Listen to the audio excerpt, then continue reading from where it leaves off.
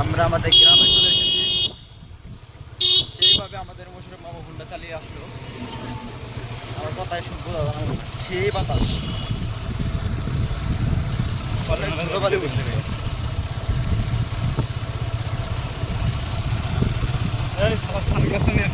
হ্যাঁ হ্যাঁ, এটা ভালো করতে সানগ্লাস নিয়ে তাই ধুলাবালি হয়ে গেল।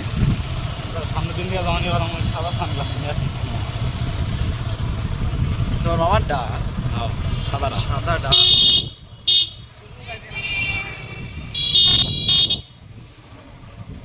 ডানে ঢুকি নাকি বামে বামে যাই কেন ভাবতে যাবো তাহলে আসতে যাই।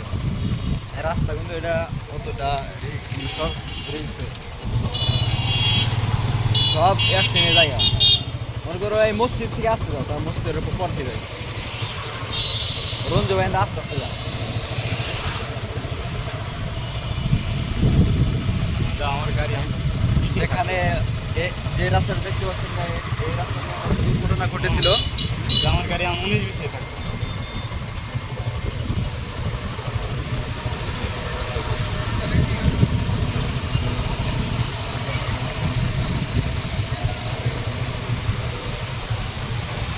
আমার ক্যামেরাটা চেহারা যায় সে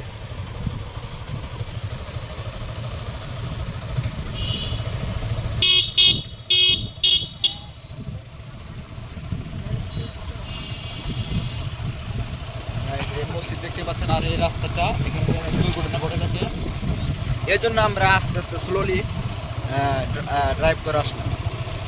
কারণ এখানে যদি খুব দ্রুত এবং ফুল গিয়ারে আসতাম তাহলে কোনো একটা দুর্ঘটনা ঘটতে পারতো।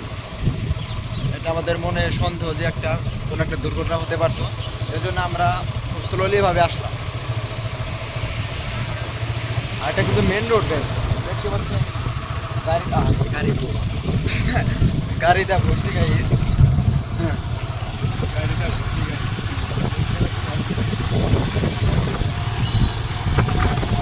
আর এটা কিন্তু সেই বাড়ি যেটা আপনারা তারাবি নামাজের সময় আমরা যে তারাবি নামাজ করতে যাই সেই